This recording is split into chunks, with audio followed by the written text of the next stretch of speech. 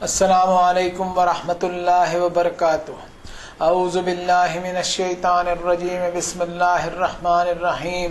سبح للہ ما فی السماوات وما فی الارض وہو العزیز الحکیم۔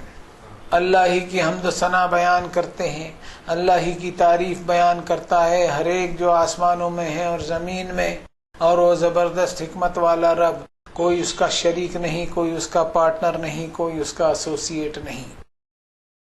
ہر ایک کو پالنے پوسنے والا وہ ایک اکیلا رب۔ لا تدرکہ الابصار وہو یدرک الابصار وہو اللطیف الخبیر۔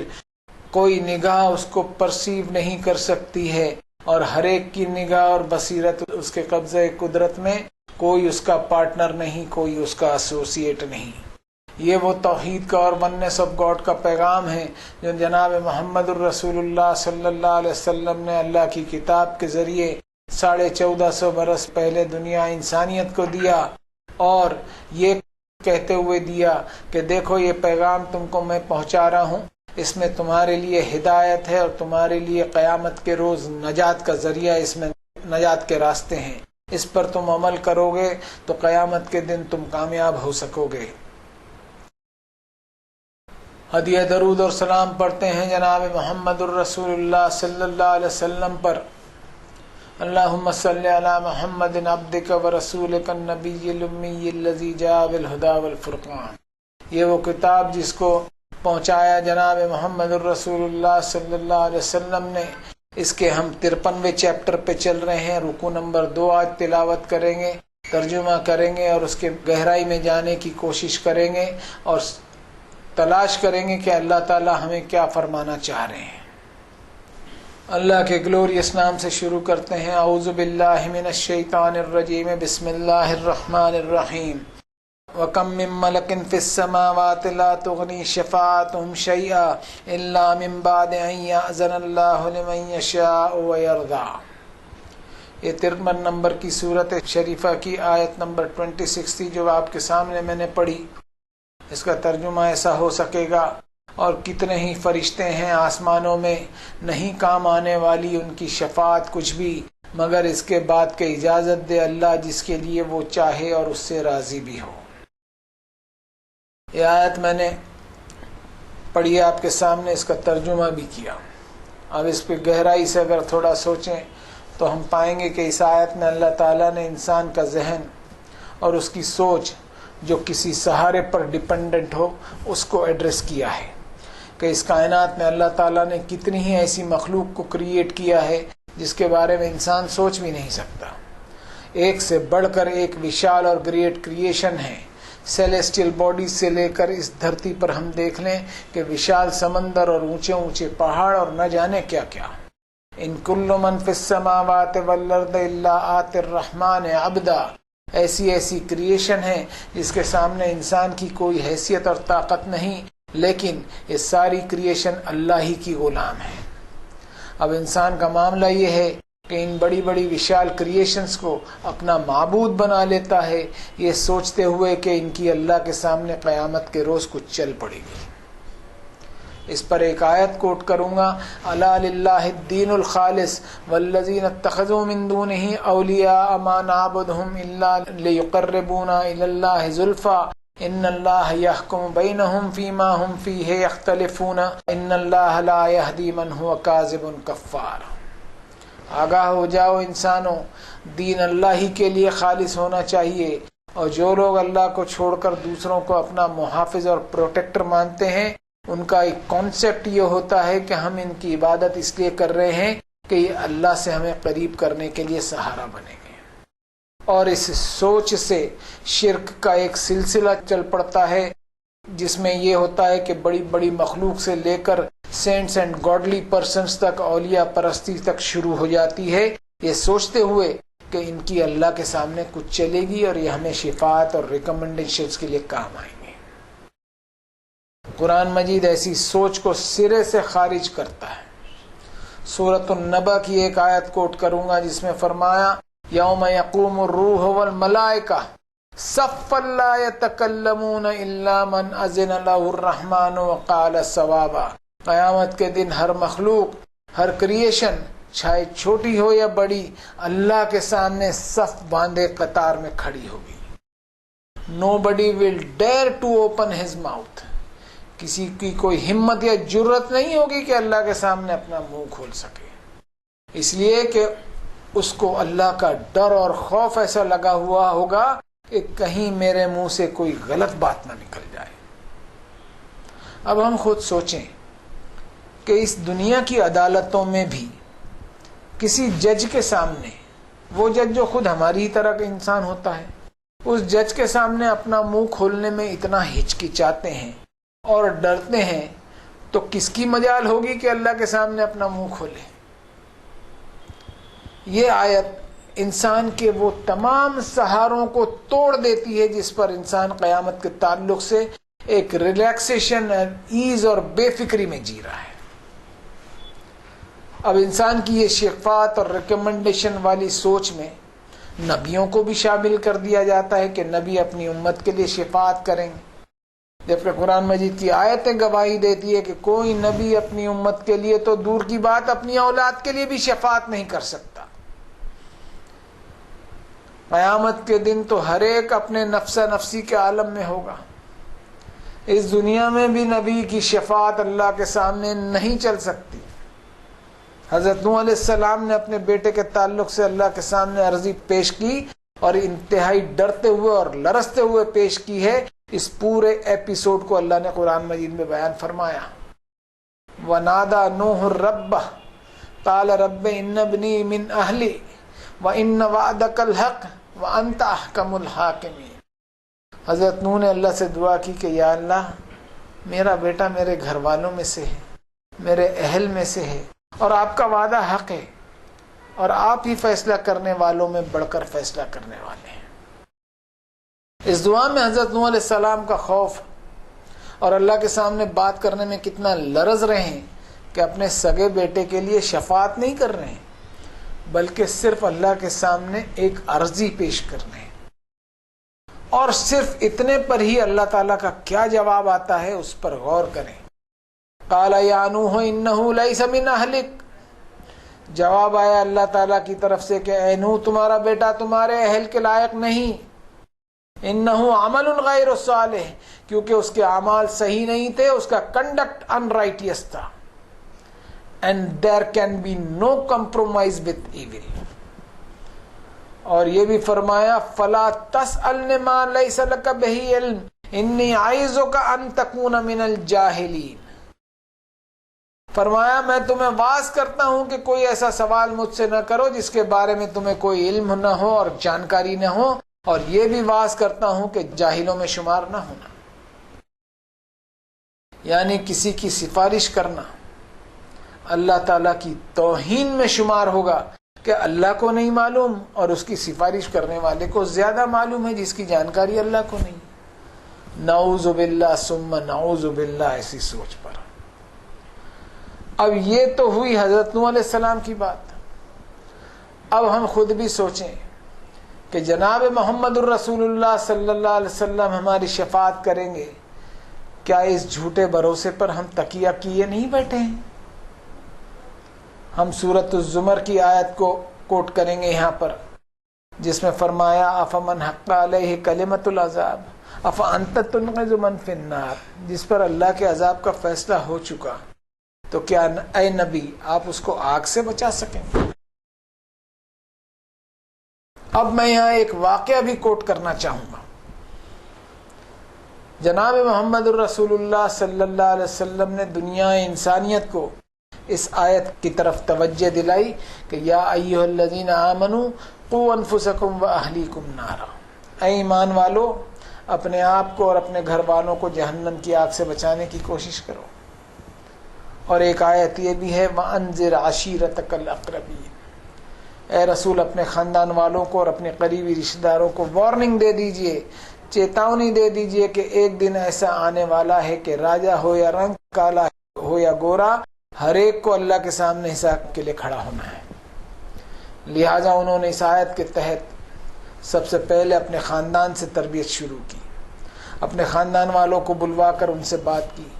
قریش کو بلایا، اپنے خاندان بنی عبد مناف کو بلوایا، اپنے چچا عباس کو بلایا، اپنی پھوپھی صفیہ کو بلوایا، اپنی بیٹی بی بی فاطمہ رضی اللہ تعالی عنہا کو بھی بلوایا اور علی الاعلان کہہ دیا لا اغنی عنکم من اللہ شیئا، اپنے سارے خاندان سے صاف صاف کہہ دیا کہ قیامت کے روز میں اللہ کا نبی ہونے کے باوجود تمہارے کچھ کام نہیں آؤں گا، کوئی کام نہیں آ سکوں گا۔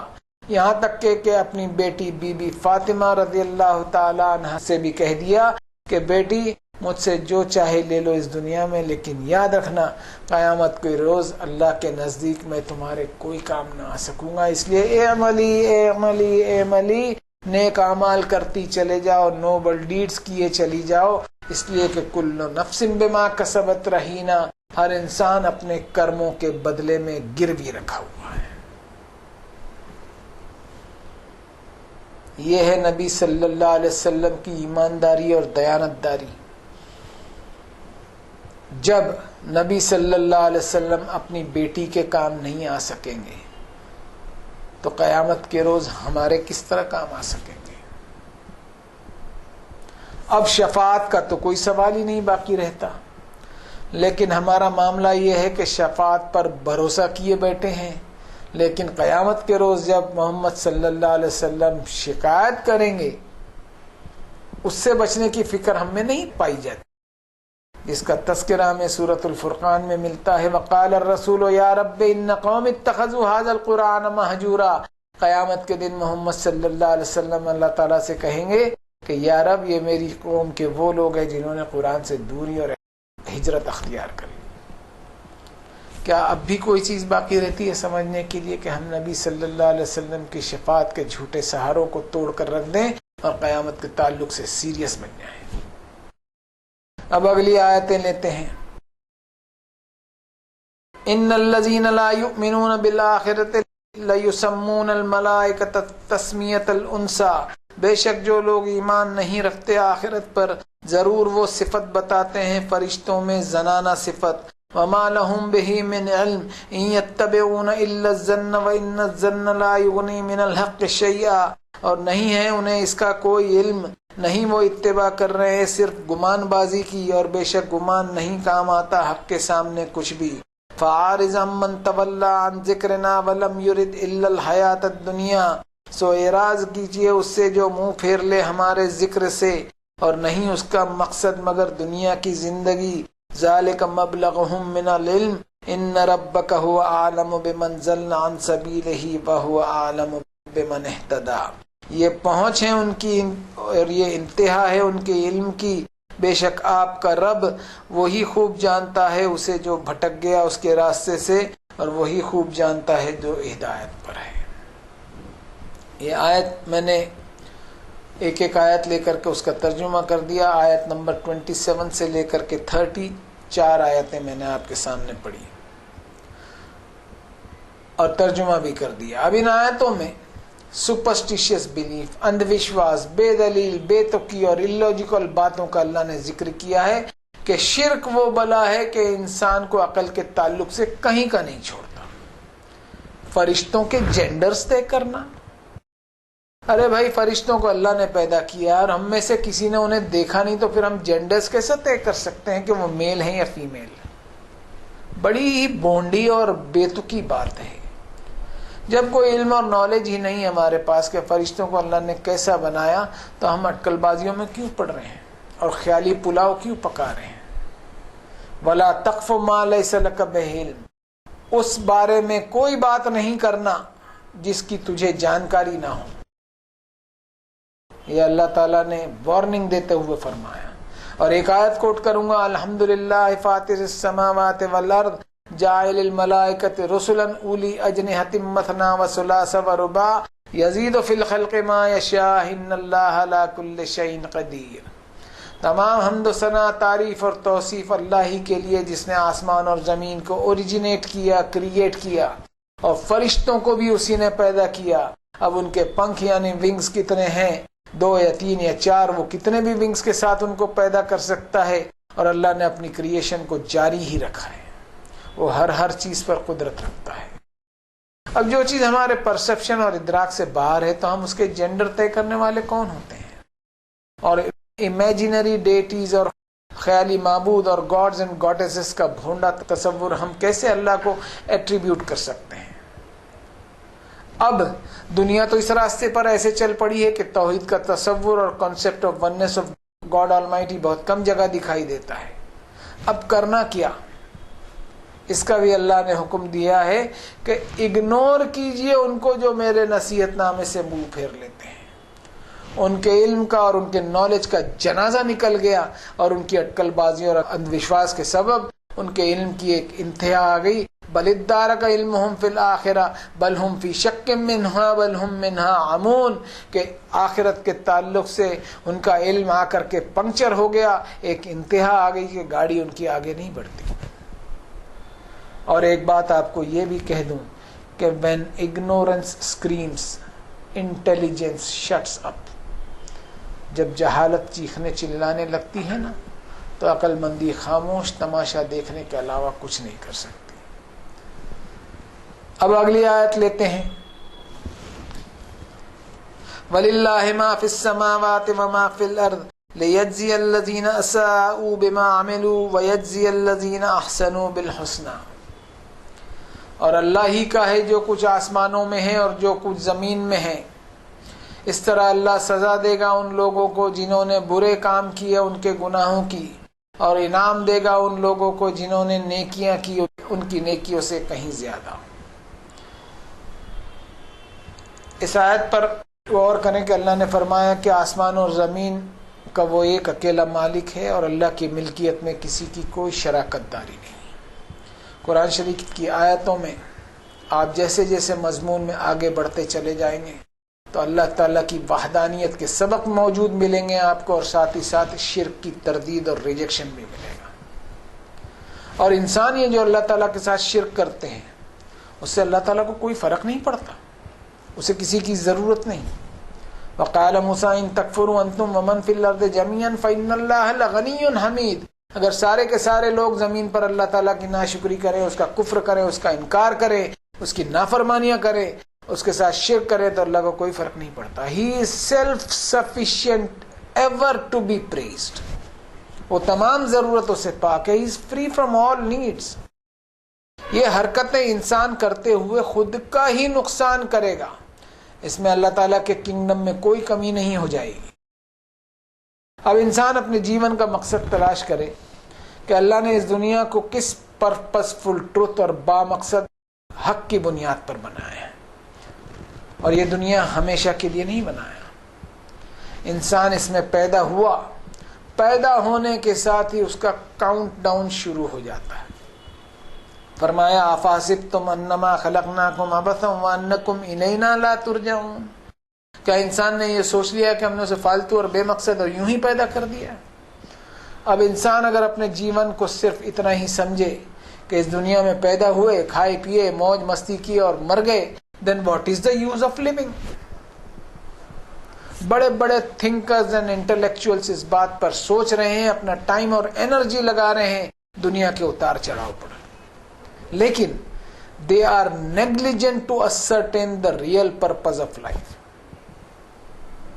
اور یہ ریئل پرپز اور اصل مقصد جو ہے زندگی کا، وہ قرآن مجید کے علاوہ آپ کو کہیں نہیں مل پائے گا.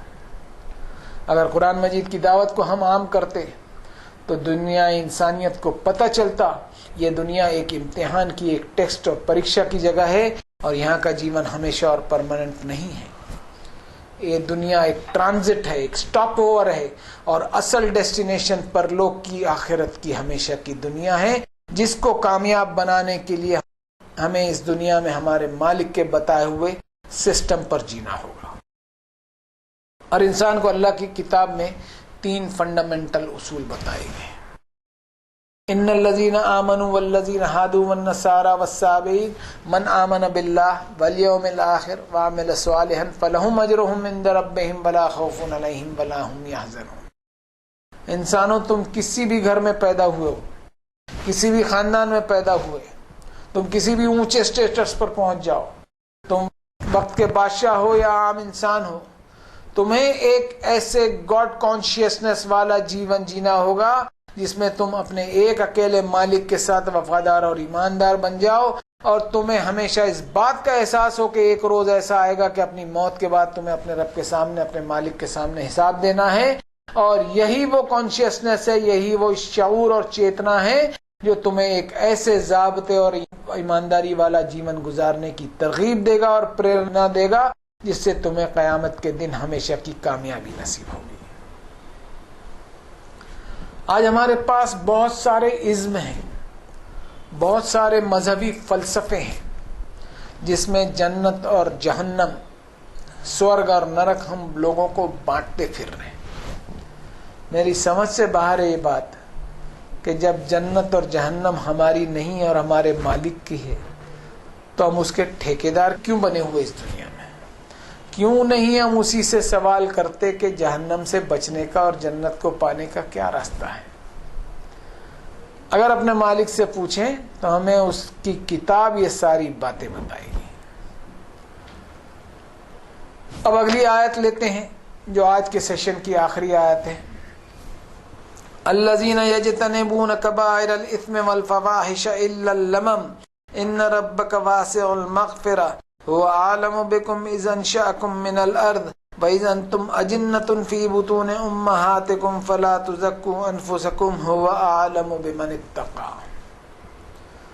اس کا ترجمہ ایسا ہوگا، وہ لوگ جو بچتے رہتے ہیں بڑے بڑے گناہوں سے اور بے حیائی سے مگر یہ کہ بھول ہو جائے، بے شک آپ کا رب بڑی مغفرت والا ہے. وہ اچھی طرح جانتا ہے تمہیں اس وقت سے جب اس نے اٹھایا تمہیں زمین سے، اور جب تم بچے کی شکل میں تھے اپنی ماؤں کے بطن میں. تو زیادہ پاک صاف مت بتاؤ اپنے آپ کو، وہی خوب جانتا ہے کون تقوی والا ہے. یہ تو میں نے ترجمہ کر دیا. اب اس آیت میں ہم اپنے رب کی مہربانی اور اس کی رحمت کو پہچانیں کہ اس نے انسان کے لیے معافی کے دروازوں کو کھلا رکھا ہے. آیت کے ٹون میں ہم محسوس کر سکتے ہیں کہ اللہ تعالیٰ اپنے بندوں سے کتنی محبت کرتے ہیں کہ انسان سے گناہ جو ہے وہ جانے انجانے ہوتے ہی رہیں گے. اور اللہ تعالیٰ نے یہ بھی فرمایا ان تجتنبوا کبائر ما تنہون عنہ نکفر عنکم سیئاتکم وندخلکم مدخلا کریما، کہ انسانوں اگر تم بڑے بڑے گناہوں سے بچتے رہو گے جن سے تمہیں منع کیا گیا ہے تو ہم دور کر دیں گے تمہاری برائیوں کو اور تمہیں عزت والا داخلہ عطا فرمائیں گے جنت میں. اس کا مطلب یہ ہے کہ اللہ تعالیٰ انسان سے چاہتے ہیں کہ وہ ہر گناہ کو بڑا گناہ سمجھتے ہوئے اپنے آپ کو بچائے رکھے. تو انسانی بھول چوک کو اللہ تعالیٰ درگزر فرماتے ہوئے اس کا داخلہ اکرام کے ساتھ کریں گے. اور ایک جگہ تو ایسی خوشخبری ہمیں ملتی ہے الا من تاب وآمن وعمل عملا صالحا فاولئک یبدل اللہ سیئاتہم حسنات وکان اللہ غفورا رحیما. اگر بندے نے توبہ کر لی اور دوبارہ وہ گناہ کی طرف مڑ کر بھی نہیں دیکھا اور اپنی زندگی کی روش میں بدلاؤ لا لیا تو اللہ کی رحمت اور مہربانی اس کے لیے اویلیبل ہے. اور ایسے بندے کے گناہوں پر بھی اللہ تعالیٰ نیکیاں کنسیڈر کرتے ہوئے اس کو معاف کر دیں گے. یعنی گناہوں کو نیکیوں میں اللہ تعالیٰ تبدیل کر دیں گے. اب اس سے بڑھ کر اللہ کی کیا رحمت انسان کو چاہیے؟ اب یہ اللہ کی جو رحمت ہے اس کا ناجائز فائدہ وہ انسان اٹھانے کی کوشش نہ کرے. اگر ایسا کرتا ہے تو انسان جان لے کہ اللہ تعالیٰ اس کی نیتوں کو، اس کے اندرونی خیالاتوں کو جانتے ہیں. فرمایا هو عالم بكم اذ انشأکم من الارض واذ انتم اجنۃ فی بطون امہاتکم. تمہارا رب تمہیں اس وقت سے جانتا ہے جب تم اپنی پیدائش کے پروسیس میں تھے. اس کو چیٹ کرنے کی کوشش مت کرو، اس کو دھوکہ دینے کی کوشش نہ کرو. فلا تزکوا انفسکم هو عالم بمن اتقى. اپنے آپ کو پاک صاف بتانے کی کوشش نہ کرو. اللہ تمہارے تقوی کو، تمہارے گاڈ کانشیسنس کو اچھی طرح جانتا ہے. آیت سے ہم سمجھیں کہ دنیا کے سامنے ہم ہمارے ڈسپلے سے لوگوں کو تو دھوکہ دے سکتے ہیں لیکن اللہ کو کبھی دھوکہ نہیں دے سکتے. اصل فیصلہ اس پر نہیں ہوگا کہ انسان اپنے ذوم میں اپنے آپ کو کیا سمجھتا ہے اور اپنی زبان سے، اپنی باڈی لینگویج سے اپنی پاکیزگی کے کتنے لمبے چوڑے دعوے کرتا ہے، بلکہ فیصلہ اس پر ہونا ہے کہ تمہارے اندرون میں کتنا تقویٰ ہے. یہی وہ چیتنا ہے جو اللہ تعالیٰ اپنے بندوں میں جگانا چاہتے ہیں. ضرورت ہے کہ ہم اللہ کی کتاب کی طرف لوٹیں. جس سے ہم نے دوریاں بنا لی ہیں۔